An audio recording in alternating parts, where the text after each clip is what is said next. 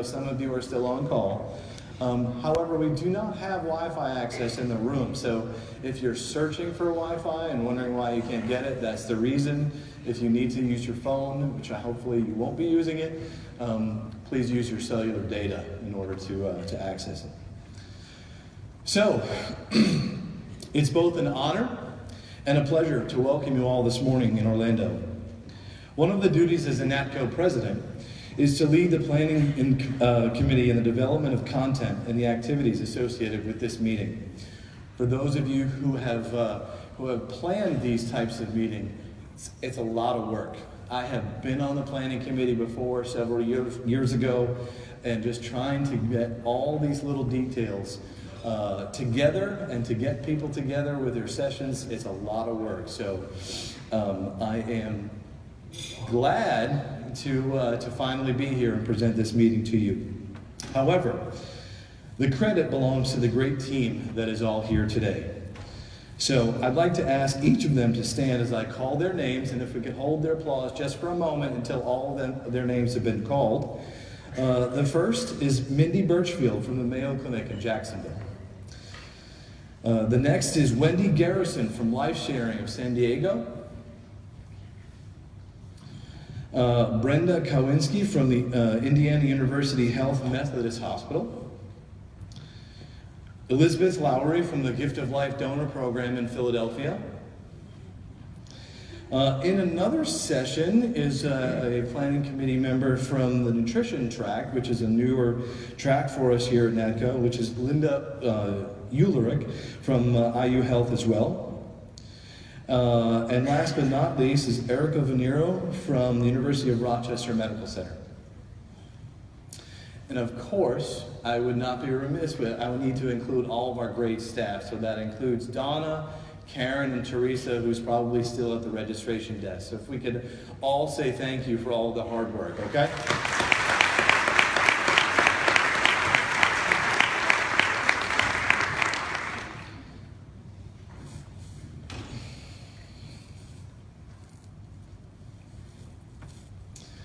Okay, so communication.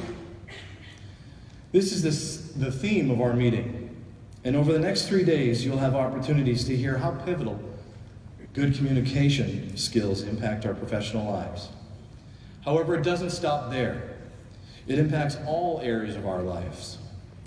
It is my sincere hope that after this meeting is over, you will have some perspective and may be able to use put this into practice to improve your personal lives as well as your professional lives. The great Teddy Roosevelt has a quote that I'd like to share with you today.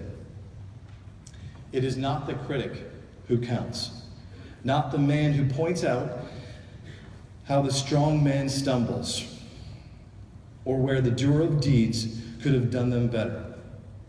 The credit belongs to the man who is actually in the arena, whose face is marred by dust and sweat and blood, who strives valiantly, who errs, who comes short again and again, because there is no effort without error and shortcoming, but who does actually strive to do the deeds, who knows great enthusiasms, the great devotions, who spends himself in a worthy cause, who at the best knows in the end the triumph of high achievement, and who at the worst, if he fails, at least fails while daring greatly, so that his place shall never be with those cold and timid souls who neither know victory nor defeat. So, this is the national data of deceased donors in the U.S. As you can see, there have been periods of growth, as well as several years of similar performance regarding deceased donation. The first uptick that began in the early 2000s coincided with the HRSA Breakthrough Collaborative. The next question is, what about this increase that we've seen over the last couple years? The unanswered question is, what is the catalyst for the growth? Well, One of the things that you may hear about is the heroin epidemic that's plaguing our society today. I can tell you that I've been involved in emergency medical services over the last 2 decades. I have witnessed countless overdoses. It amazes me how creative some people who have challenges with addiction will attempt to do so. This drug epidemic is on a scale that I simply don't have the words to describe, and our society is struggling for the solution to this problem. Now, there certainly have been an uptick in deceased donation with regards to the mechanism of their death and drug intoxication. But I don't think this is the answer. There are other answers, and we don't really know that yet because the data is so new. The 2015 data just became available in the last few months, and perhaps we'll have a little bit more insight as 2016 continues. There are some who consider this drug epidemic to be a silver lining to the problem that faces our society today, where these individuals who suffer from anoxic injuries as a result of their drug use ultimately then perhaps go on to become organ donors. If you'd like to hear more about this topic, please join us for a presentation Saturday at 3:05. Ultimately, our goal is to maximize each gift and get people transplanted. That's why we're here today. We seek to reduce the number of people who die each day waiting for a transplant. When I began in this career a number of years ago, that number was around 16 or 17 people each day. The list has continued to grow, and hopefully at some point we'll be able to reduce this number. A few months ago, I had an opportunity to attend the White House Summit for organ donation. And it's really about the patients we're here to serve. But there are huge financial implications as well. One of the statistics that was presented at that meeting, that the United States, so CMS, is currently paying approximately $34 billion a year to pay for all the end-stage renal disease patients. $34 billion, 7% of all of the Medicare funds go to these patients. So if we can get more people transplanted, we can, in addition to helping and saving their lives, we can also reduce some of our healthcare spending. Additionally, at that meeting, there were a lot of bold statements done by many organizations. A lot of great foundations came up with some money, and the federal government came up with some money to support some tissue engineering. We do have one of those partners here today. One of those partners is Organize. So they are having some sessions over the next few days. These are lunch and learn sessions. I'd encourage you to participate in those sessions and learn a little bit more about what they're trying to do to increase the number of patients who become donors. After all, what it's all about is this family's selfless decision so that we can benefit people here like Andy. I am humbled each time I meet with a family to discuss their donation options. Even after over 15 years of working with these grieving families, it seems surreal to be in this position. It's almost there. I'm sitting in this room, I'm having an out-of-body moment saying, am I really here having this discussion? And these people, at the worst time in their lives, they're sharing with me all of these intimate aspects of their lives and their loved ones' lives. It's also about people like Justin. Justin here will be speaking on Saturday morning, served our country as the United States Navy SEAL. So I'd encourage you to participate in that session as well. He has a great story to share with you, and I hope that you'll join us for that session as well. Over the past year, there have been some great accomplishments in transplantation. Here is a story about the first U.S. liver and kidney transplant from an HIV-positive donor.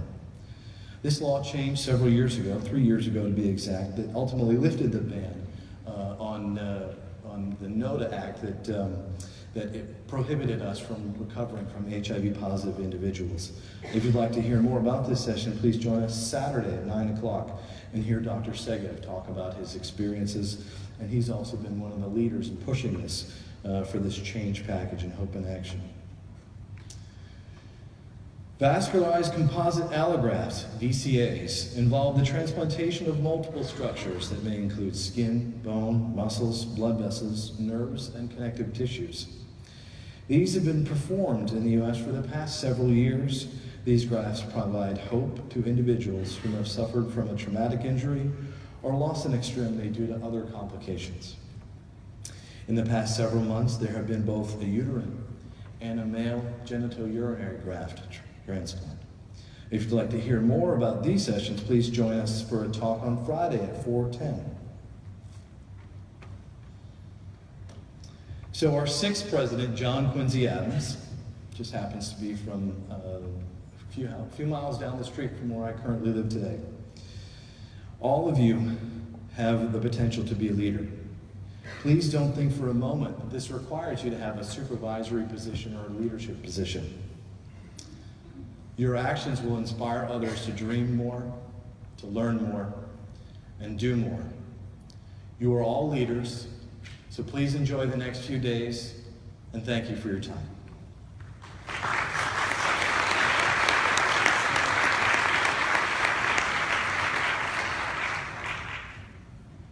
And I'm going to call to the stage the next speaker, so Mindy.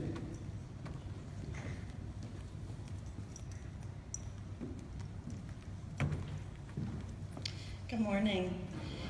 It is with honor I introduce you to our first speakers to start off the 41st Annual NATCO Conference. As a member of the Planning Committee, we looked for a donor-related recipient story that would not only educate, but re-energize, refocus, and remind us of why we all do what we do. I think this story will do just that. This is not going to be your typical presentation, but an interactive speech that tells a story of triumph over tragedy and coming full circle. It is with great pleasure I introduce you to Dr. Cesar Keller, former Director of Lung Transplant and Pulmonology at Mayo Clinic, Florida, and he is currently the Medical Director of the new Mayo Clinic Lung Restoration Center. Dr. Joseph Tepas, he is Emeritus Professor of Surgery and Pediatrics at the University of Florida College of Medicine, Jacksonville, and is certified by the American Board of Surgery in the specialties of pediatric surgery and surgical critical care.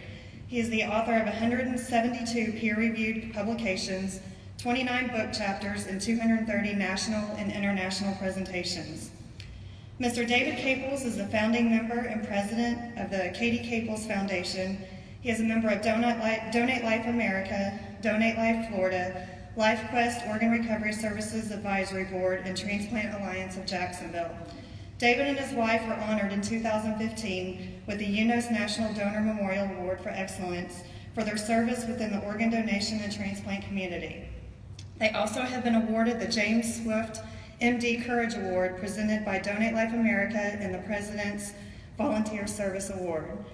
And Mrs. Patricia Weaver, Patty has been in transplant and donation for almost 20 years. She is currently a transplant procurement coordinator for Mayo Clinic, Florida. So please welcome our speakers.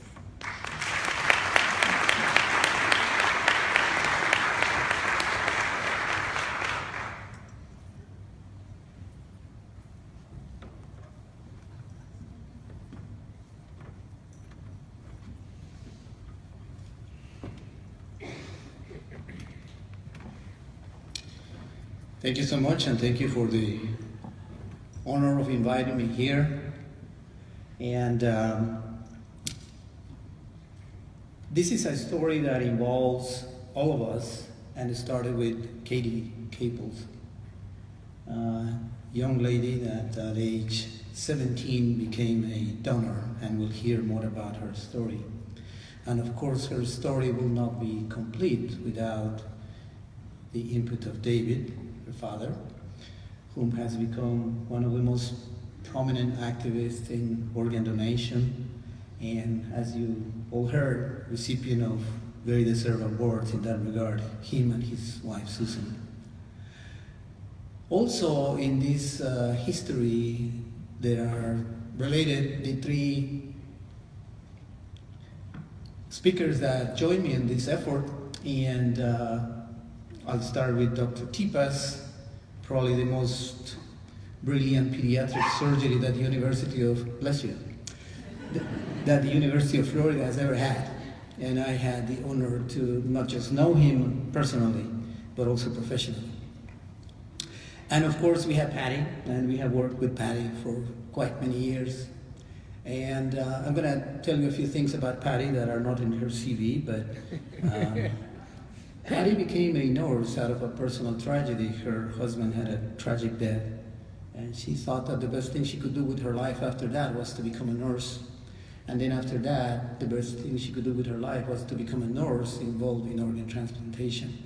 So she has gone through the whole array of being a LifeQuest coordinator, and now we have the fortune to have her as one of our transplant procedure coordinators, or procurement nurse as she calls herself. And of course, Mindy, who was the one that inspired us to kind of think on this effort here. She's a transplant recipient twice. She received the kidney of her father in 1995, and 8 years later she received the kidney of her brother. And these gifts have allowed her to do her college career, her nursing career, and we were fortunate enough that she ended up in the Mayo Clinic because she was actually following the surgeon that did her transplants, and that surgeon happens to be the director of our program for many years, and currently the director of regenerative medicine, Dr. Thomas Gunwan. And she inspired us to do this effort here. And of course, I'm the one that joined last, this wonderful circle and group of people. But we are all tied up somehow in relationship to the story that was born out of the donation of organs by Katie Capels. So this is a story that involves this circle of all these people, but also it involves the Association of LifeQuest and the University of Florida and Mayo Clinic and the Katie Capels Foundation. And I'm gonna follow this introduction by a short video that will remind us, for all of you that already know the history of Katie, or let you know the history of Katie if you don't know it yet.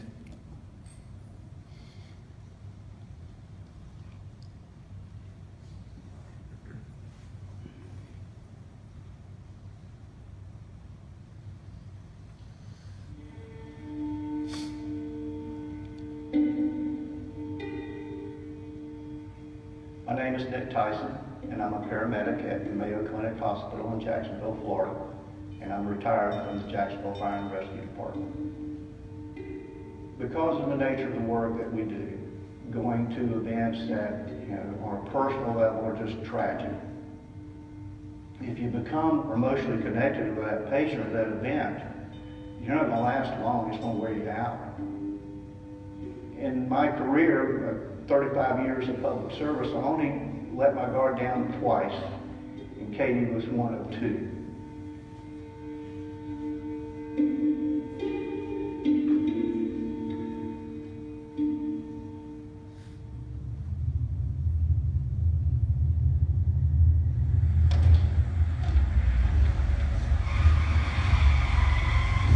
We had a white Jeep that was coming off of Duval Road, traveling south. She pulled out right in his path. We got a T-bone. She wasn't looking too good. It's a good possibility she's going to die, probably in flight or when she gets there. When we arrived at the scene, they had her on her backboard, and she was lying on the street on the backboard. It was running through my mind that this girl needs a surgical cricothyrotomy, which is when you make a surgical incision into the airway and you place a breathing tube. We were able to gain access to her airway, suction blood out. So if we hadn't been able to clear her airway, she perhaps would have died that day. I went to the glove compartment, found the vehicle registration, and then I immediately knew who it was and who she was. So I stood there in Main Street on this bright, beautiful April day, tears filled my eyes, and I couldn't speak. For a brief moment, Kate became my daughter.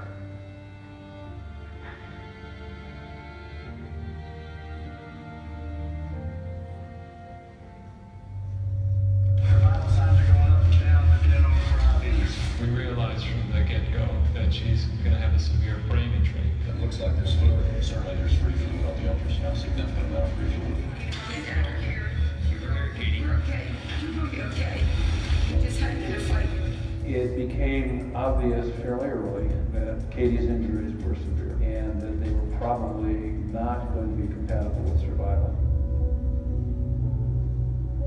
But Katie had made the decision to become an organ donor.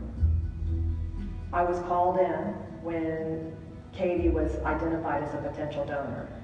They did, of course, everything they could to try to keep her alive. And that's the only reason she became a donor, was because she wasn't dead at the scene. They were able to bring her to the hospital. They tried everything they could to keep her alive, but she had progressed to brain death anyway. Once that happens, it's not like a coma. They don't feel anything anymore. There's no transmission of nerve impulses from the brain to the rest of the body. They feel nothing. They are legally dead, but the organs are kept alive. During my conversation with David and Susan, I believe it was David that told me, he goes, you know, I was with her when she got her driver's license, and when they asked her about organ donation, Katie signed up on her own. They wanted to complete the story for Katie. Once we get consent, we become very busy on trying to find a donor match.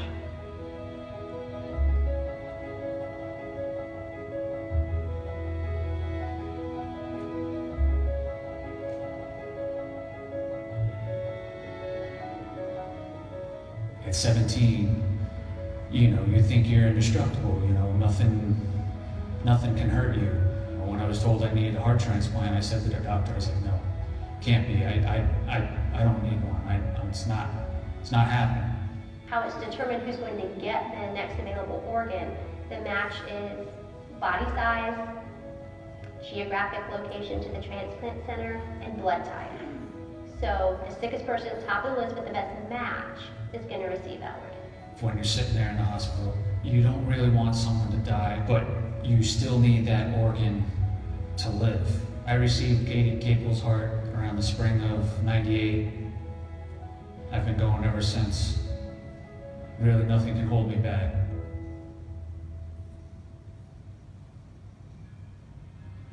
Katie saved 5 people's lives. When you get your driver's license and they ask you, do you want to be an organ donor? Say yes.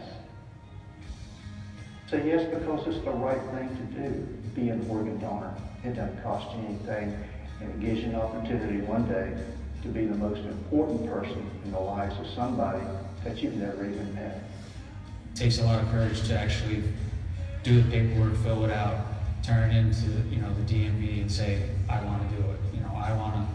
I want to sign up and be an organ donor. I want to help save lives. If they're shining lights, you save.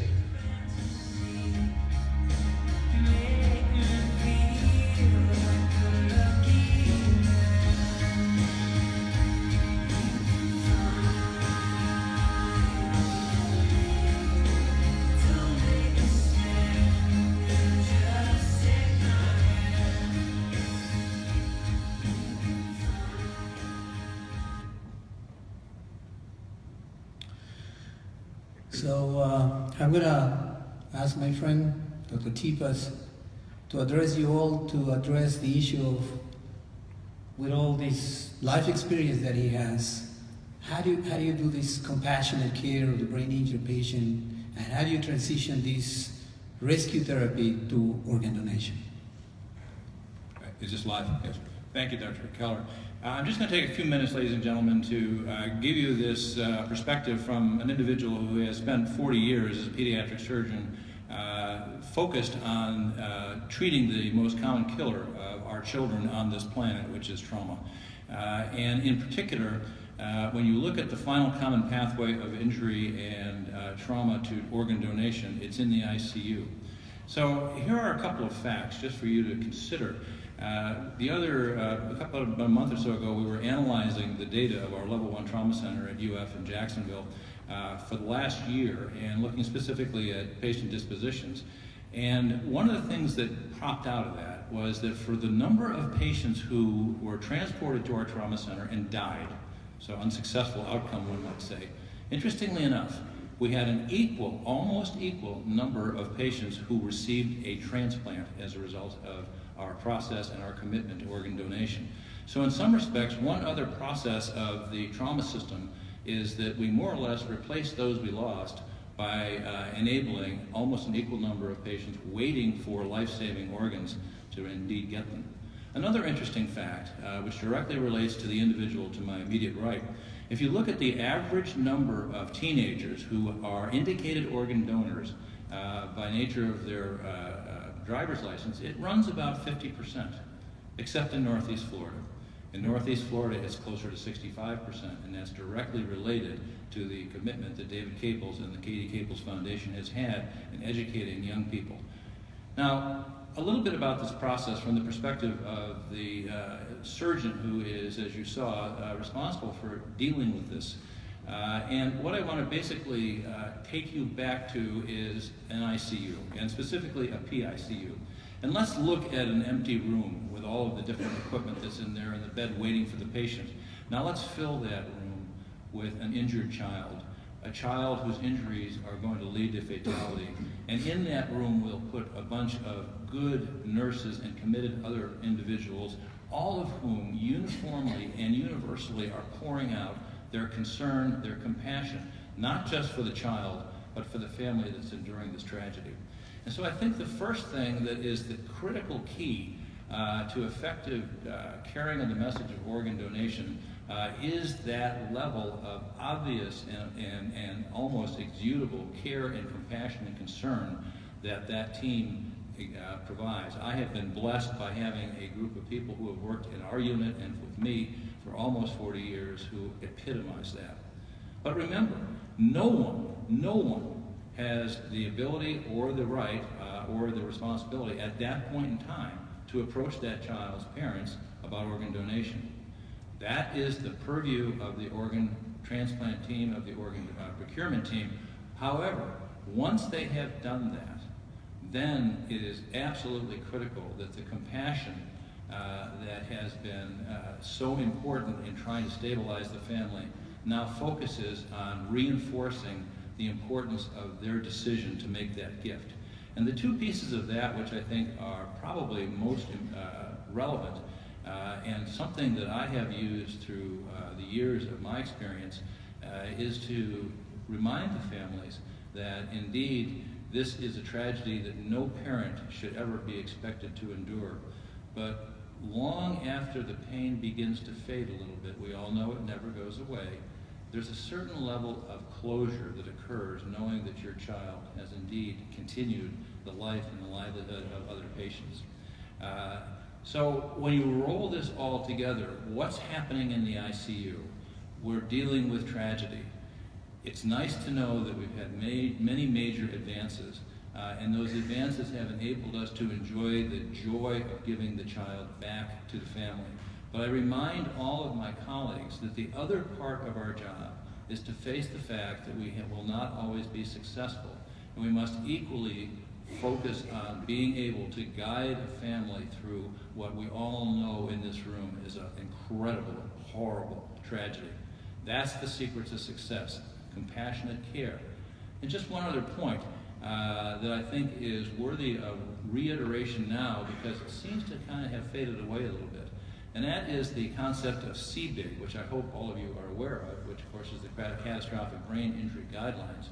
Because as we make those decisions and as we determine what the level of salvageability is for a patient, there is no question that keeping in mind that this patient may indeed be an organ donor rather than a successful survivor, and I don't define success as being on a ventilator in vegetative state, and keeping in mind that what is going to optimize that patient as a donor is exactly the same thing that's going to optimize their physiologic homeostasis.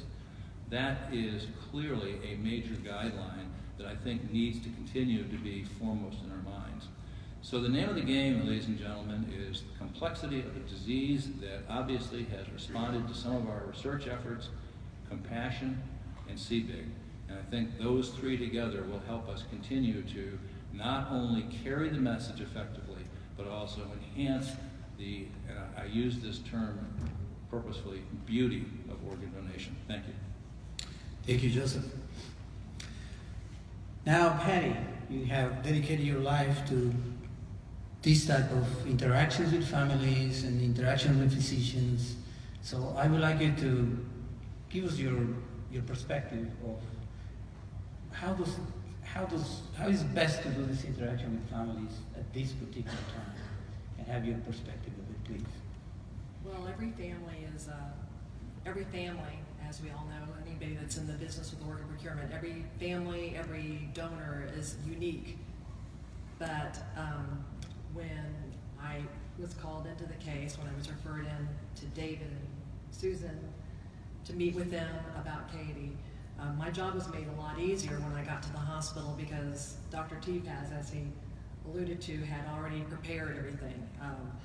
There was decoupling that happened, that he had already explained everything to David and Susan, that Katie was brain dead, and that's the first thing that has to happen before you speak with the family.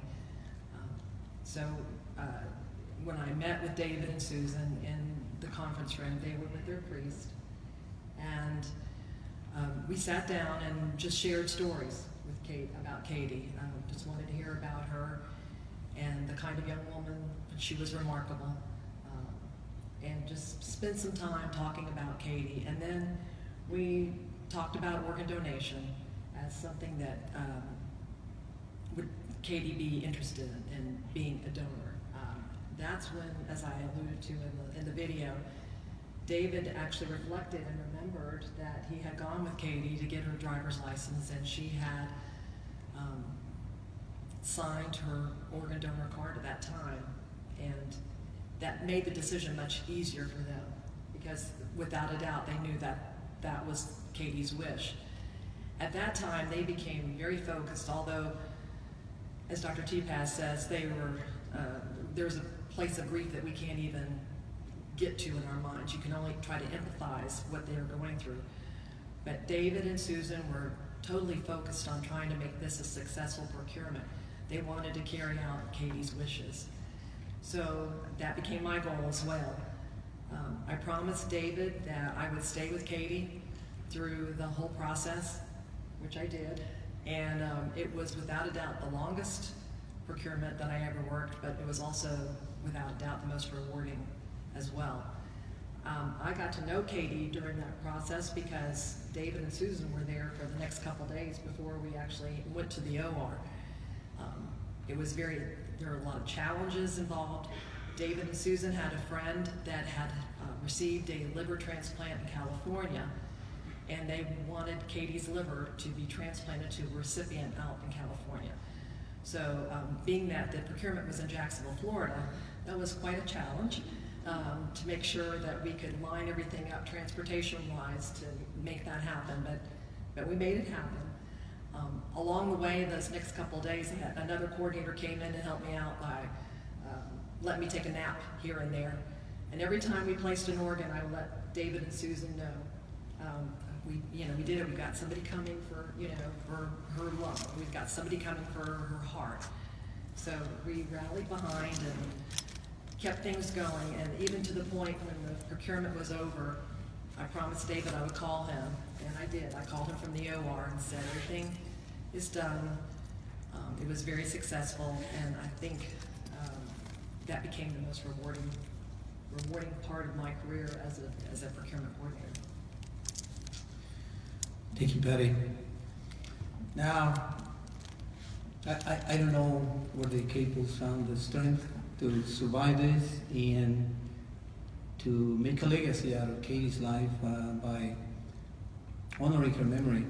In my conversations with David, I recall him saying that when he was interacting with Patty and the team and all that, and they were starting to face the decision of organ donation, one of the questions that popped in his mind was, how is it that I do not know more about this? And that kind of became, I think, perhaps the motivation to make education about organ donation, particularly among young people, one of the primary purposes of his current life. And I'm going to invite David to please tell us about this aspect of your life. Thank you, and thank you for all of you, because you made a big difference for Susan and I.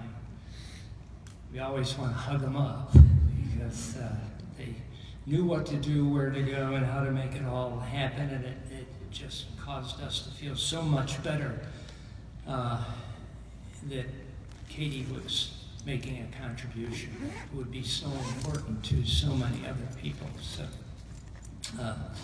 got to tell you, this is one great crew, and they don't change, they just keep going up. And so we feel very good about them, and wish Susan were here to be with them as well. I do want to talk to you about what came out of this on our side of the education we were having in this process, and that was that we were learning as we went in those few days where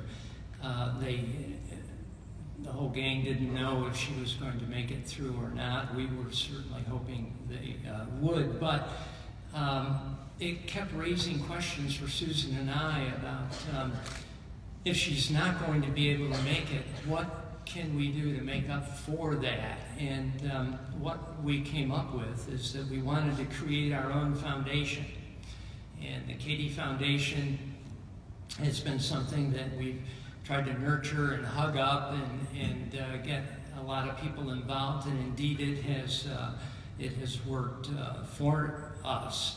And at the same time, we realized that we really needed to work with individuals that knew a lot about fundraising, about education, and so on.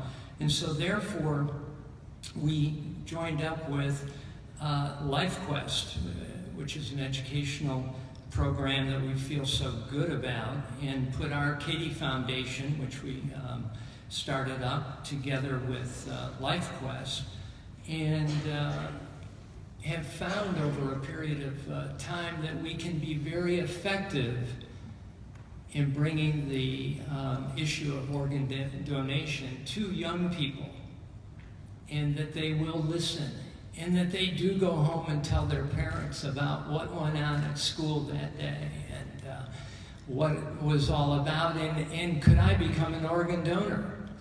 And so we had found some very positive results. And one of those things that I think that Susan and I made a right choice about was joining up with the LifeQuest education program. By being involved with them and joining our foundation in their endeavor as well. Over this period of time since we lost Katie, we have had over 140,000 young people sit in our presentations, and they were very interactive. They continue to be interactive, and as you were hearing the story a moment ago, they do go home and tell their parents about it, and it's made all the difference in the amount of sign up on the part of young people for their getting their license when that time comes. So good things have happened. LifeQuest has been a big part of that for us, and we thank all of them for the time that they continue to put in and allow us to be part of that. We also have gotten to learn a little bit about homeschools. And there's probably a lot of you in the audience today that might be even better educated than we are about homeschools. And what we have learned out of it is that there are almost 1.8 million young people here in the United States that are in homeschool programs. And so we're beginning to educate ourselves with that organization, understand it better, and see if we can begin to talk to those 1.8 million students that are out there. And if any of you would like to help us, if you'd like to join in, just stop me and we'll put you on the list, because it's intriguing as to what it might do for that whole group who has a little bit different approach than sending your child off to school each day. So just have that in the back of your mind, if you will. I will tell you that from a driver's license, DMV point of view, the programs that we have put on, the educational steps that we have taken, has brought our tax collectors, who are part of the individuals who make sure that you get a license and that you're going to be there as you should as you are going to the DMV. And we have found that by being involved with the Department of Motor Vehicles, that we have been able to bring the number of individuals that are signing on when they're getting their license, that they're signing on to be organ donors as well. And that's happening by the education with their staff. As taking Florida as an example, there's 67 locations where you can sign up to get your license in the state of Florida. We have, and some of the individuals sitting here have been to all of those locations, and on an annual basis do good educational programs, which has caused, therefore, the staff that is at those locations will now go ahead and encourage you to sign up and be an organ donor. And in fact, they have programs where they do battle with the other locations to have the highest number of donation sign-ups. So there's good things that can happen and are happening. We hope that perhaps we'll get a call from you and you want to know more about it, and we can help you get on down the road. And so in closing, what I want to suggest to you is that there are many ways in which you can carry the story on that you've heard here today. And there are individuals that you will come across who need to have a good hug because perhaps a member of their family has had an accident and is not going to be able to survive. And you can make a difference in that process and in encouraging them to be organ donors. And so we're hoping to see more and more of you involved. In closing, I want to put a pat on the back again for LifeQuest and their educational program. We're up to now 140,000 students. It's an important number. They have done very, very well, and we just want to pat them on the back, and we feel fortunate that we can work with all of these people who are sitting up here with us today. Thank you very much.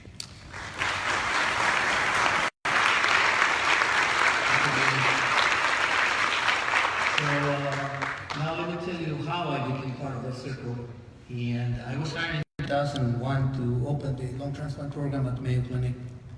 And I came in April of 2001. And that's when we did our first transplant. And I show you the extras of this gentleman, the first recipient of a lung transplant at Mayo Clinic, which is still happily alive today. And there's a picture there that we took when he was going home, and I was standing there in the background with my friend Dr. Larry McBride, who was the surgeon at the time that also helped to open this program. He died tragically 6 years ago, so our recipient has actually outlived the surgeon that implanted his lungs. And important things in life, the lives that we touch when we get involved in this noble job.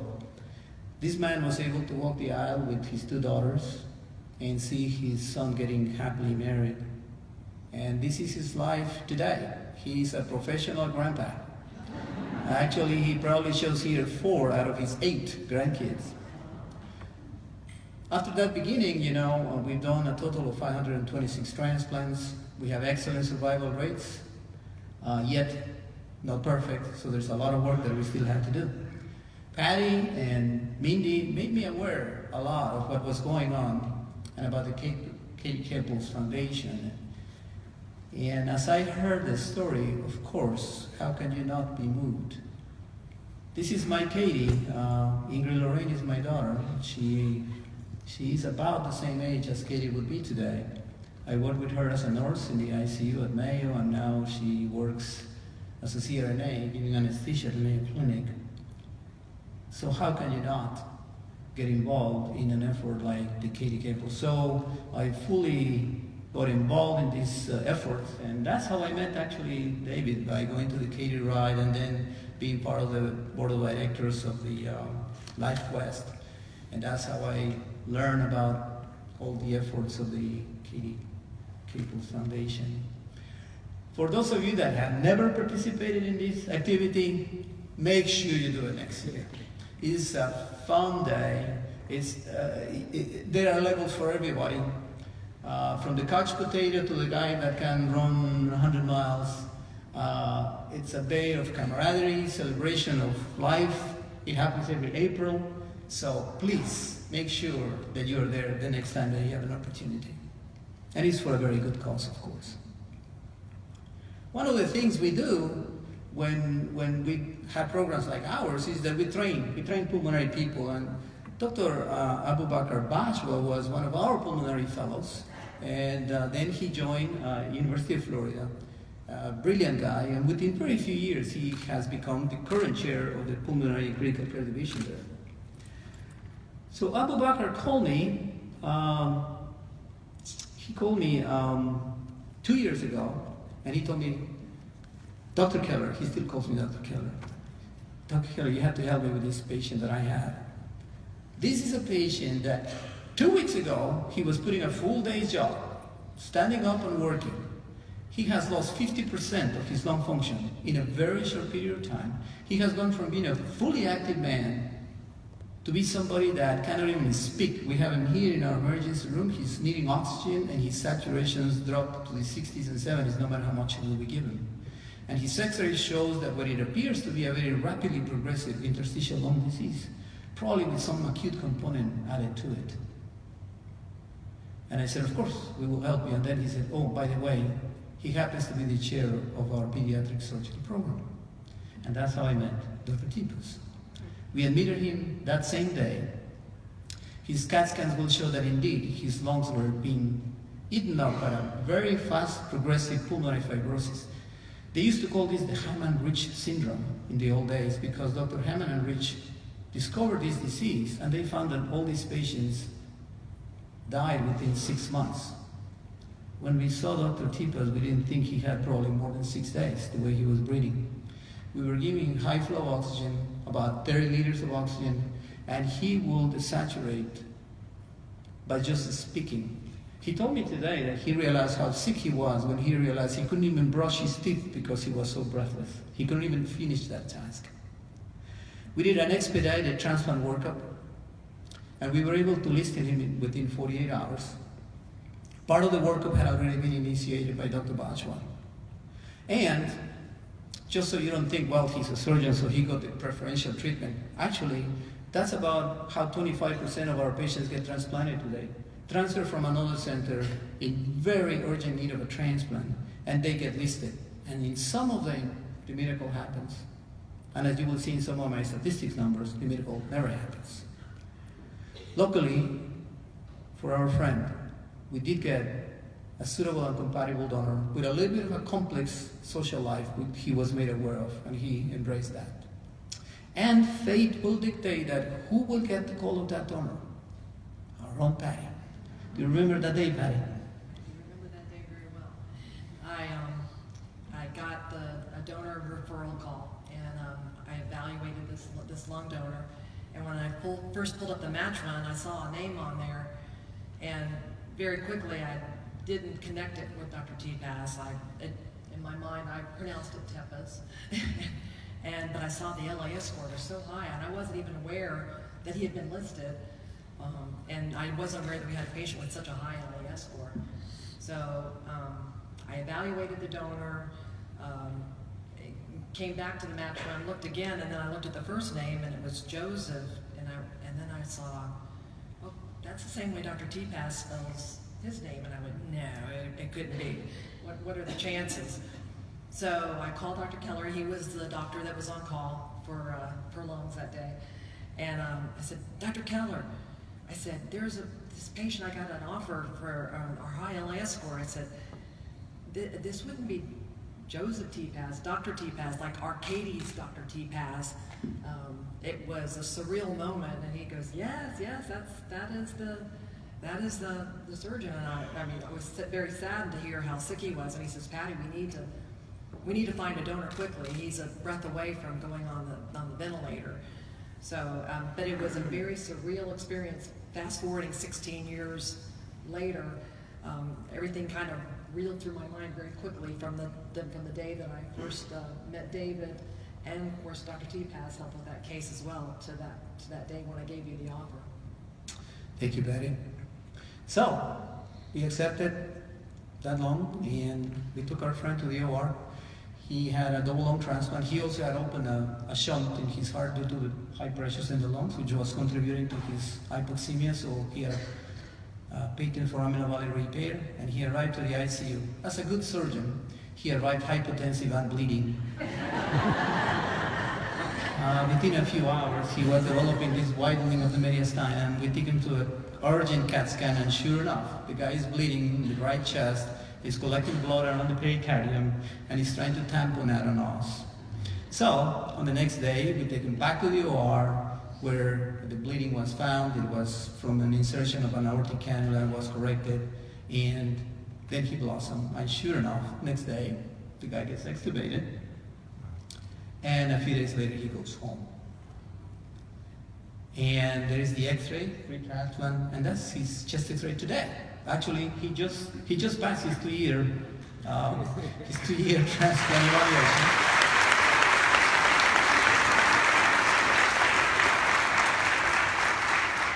And of course, the lung function that it took him about 2 or 3 weeks to lose, he recovered back within the next 2 or 3 weeks.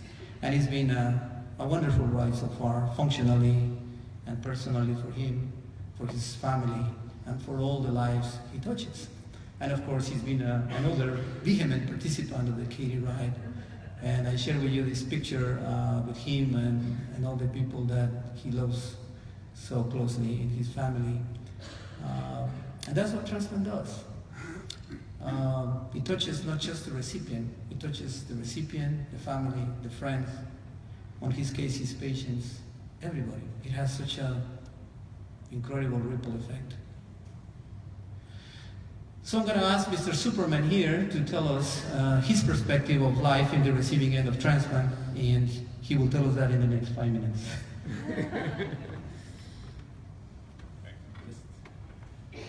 Thank you, Dr. Keller. I am going to just take a few minutes because the question that has been asked me 5 gajillion, 16 bazillion times is, what was it like to be on the other side of the knife? You're looking at yet another beautiful Florida dawn on the beaches of Northeast Florida, and it is, to me, yet another piece of the gift of the magnitude that obviously originates in many respects, back to Katie Capels and what we have been discussing. So I'm going to spend a couple minutes telling you about the other side of the knife. As you probably have figured out, I have been involved with education of medical students and residents for 40 years and have been actively involved in a number of different areas, even playing a tiny bit of a role in the evolution of our healthcare system. And over again, that's the question that has been asked. And of course, one of the things that is fascinating about this is that while I was in the operating room, and I mean, you know, a take back among surgeons, no big deal. We do it all the time. But the other people in the waiting room undergoing surgery, I had actually operated on their daughter. And some of the other people we met, and some of the nurses who took care of me, I had operated on their children. And when I first met my first organ coordinator, the first words out of his mouth were, "You operated on my son," to which I'm thinking, oh God, I hope he lived. So anyway, I want to just spend a little time telling you what the perspective was like. And so we'll call it 1 surgeon, 2 miracles, and 3 awakenings. And what we basically have to remember, and remember this initially was to all of my trainees who were badgering me and asking me to tell us what it was like. And of course the first thing I said is, okay, if you're going to pick an operation, you might want to start something smaller. But this is basically what we teach ourselves, and this is focused at surgeons and surgical trainees, but it's everybody in the room that has the same basic makeup.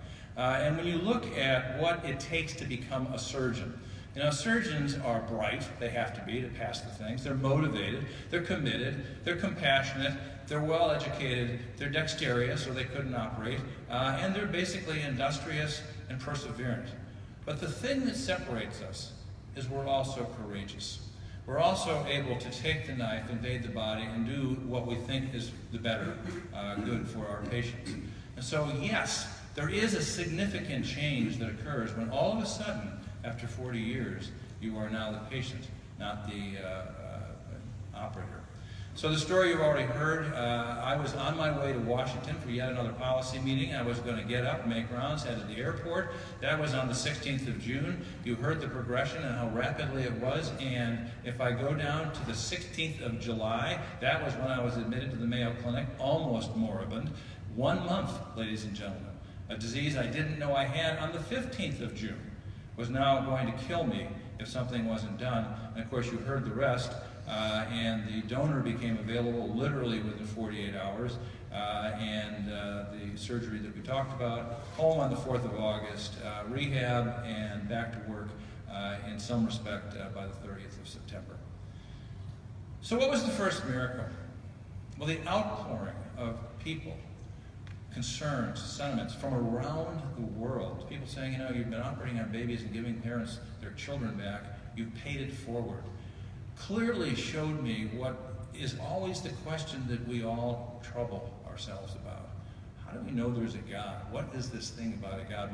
My son, who went through the usual adolescent questioning, and he said, how do you do this? And I said, every day I get up and I look and I see the actions and the workings of God. As a matter of fact, I'm a surgeon and a doctor, so the patient gets well. God does it, I just take the credit. But more importantly, the outpouring of concern and love from my immediate family, and that picture is my bride of 45 years, who, as you can see, was also very much part of me during my military service, you know, totally engrossed in our commitment to help injured children. There she is driving the Trauma 1, and those are my 7 grandchildren right there. But everybody, friends from other countries, residents I treated and taught years and years ago, patients I treated, all emerged. And that presence of we're with you, we're praying for you, we hope you do well, that was the presence that I felt that truly did indeed sustain me. And as we went forward, the next miracle occurred. And every single solitary person that I have told this story to has said the same thing. I was listed at noon on Friday. The donor became available at 7:30 in the middle of the CBS TV show. I just blocked on the name. Sunday, 60 Minutes, thank you. So I'm there on the ventilator, as Dr. Keller says, you know, with 16,000 oxygen tubes trying to oxygenate me. My wife is sitting next to me, and Dr. Malaya comes in and turns off the TV. And you know, we're both thinking, okay, this is either very good or very bad. And fortunately, it was very good. That, to me, is a miracle, and a miracle for which I am thankful virtually every day. And now the other part of the linkage. Again, there's my beautiful wife. There is my Katie at her first birthday. There is my Katie today. She's a nurse also. She is now a legislative manager for the portfolio for NIH on Capitol Hill. And she too was a Bishop Kenny runner who looked exactly like David's Katie. And when I first walked in the room that day and looked at that child in the bed, just as Dr. Keller was talking about his daughter, same thing. A ping in my heart. My God, that could be my Katie. And my nurse, Pam Piper, turned to the Caples and said, he's got a Katie too that looks just like her. And if you think that I'm, stretching it a little bit, they've even got the same hairline, my God. So this has been the tight linkage that has pulled us all together. And in fact, I will tell you, since I've got my new lungs, I've had the best times in the Katie ride in the last 2 years than I've had in all the other years that I've been riding it. There you go, it works well. So I was discharged, went through rehab, and as I have now transitioned to my life after transplant, the departure of my jealous mistress has occurred. Who is that, you ask? Well, remember, I'm a pediatric surgeon, and Dr. Keller is a pulmonologist, and everyone in this room knows that you're out having a good time, you're on vacation, but in the back of your mind is always that worry about that last baby you operated on or what could go on. You're never totally removed until ultimately you realize that that was a part of your life that now, for me, has obviously been finished. So I have referred my jealous mistress to my junior colleagues and to my junior trainees, and it's an interesting question to speculate. I don't know in our new health system if the mistress is even there anymore. I'm spending my time with the rest of my crew and with their crew, as you can see there. So I finished with just one comment. A summary of that experience. What was it like, doctor? Miracle number one was obviously the gift of the donor. Miracle number two was the gift of the thought and the hopes and the prayers of so many people that reached out. Awakening number one was the obvious demonstration of a family's unconditional love. The human spirit clearly defaults to kindness. That's something we all must keep in mind. And finally, the gift of being a physician, as you can see, is a unique capability that affects both the people you love and the people who love you. And there I am, 9 months after my transplant. I won my age division in the Unity Plaza Walk. Of course, the guy that came in second was 82, but we don't talk about that. So I finished with just one comment for you all. The core of this miracle was the family that surrounded and supported me. But what about the other people that we take care of out there that don't have a family? Ladies and gentlemen, they are ours. And what you do every day and how you do it is clearly a huge gift to humanity, mankind, and will continue to bear amazing results. Our talent, our skills, our knowledge are just tools unless they are driven by compassion. Thank you.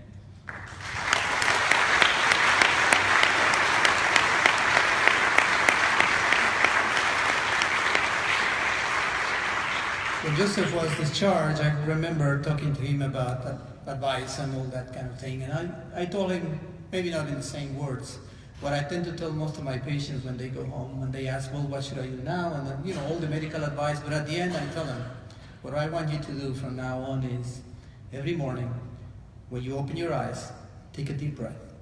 And it feels good. Thank the Lord, thank your donor, and live that day like if it is the last one. Because it could be. So, but that's an advice that we could all do every day. I do it every day. I thank the Lord for my blessings, and I try to live that day like it's the last one. In the next few minutes, I'm just going to address a few important issues. For instance, this is the number of, in the red bar, the number of transplants that we perform every year. And you can see there in the bar of 2004, when Dr. Tepas was transplanted, he was one of the 34 on the red column. But take a look at the yellow column. There were 8 patients that were just like him, just as desperate, and just the miracle did not happen. And that's something that we need to solve in the near future. For those of us that work on lung transplant, the patients that we are transplanting today had a much higher lung allocation score than in the past because people deteriorate and release. There's not enough donors. They get worse, and by the time we transplant, they are desperately ill. Some of them are fortunate enough, like Joseph, to be in such a great physical shape that they recover fast. But some of them, by the time we transplant them, have been on the ventilator for a week or so, and they take really long time to recover. So what can we do about it? In my case, we are involved in trying to find answers. Our group is involved in trying to use these newer technologies available, like the ex vivo lung technology. As you all know, only 20% of the donors have good lungs for transplant.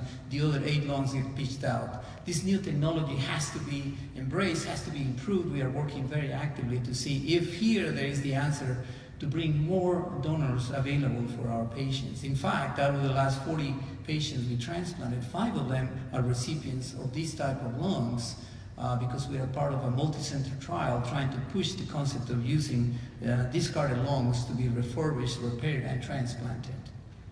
We are also actively exploring other avenues on how to improve the outcomes of patients. And we are very actively involved in the use of stem cells. We have a phase 1 trial finishing now in which we are giving stem cells to transplant recipients that have developed bronchiolitis obliterans.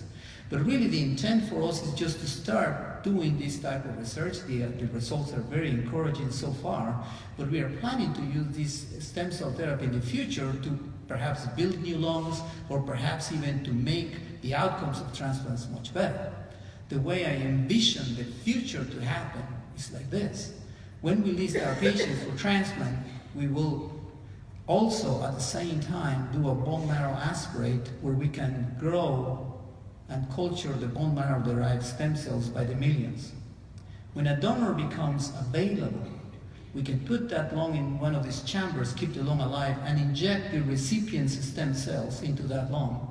And we can observe if that lung tolerates the stem cells well, and the stem cells should populate that lung and help in the repair process. So by the time the lung gets transplanted into the recipient, it's already been repaired, enhanced, and improved by the recipient's own stem cells, which may make that lung to look not such a foreign tissue anymore, and perhaps there will be not so much need for immunosuppression.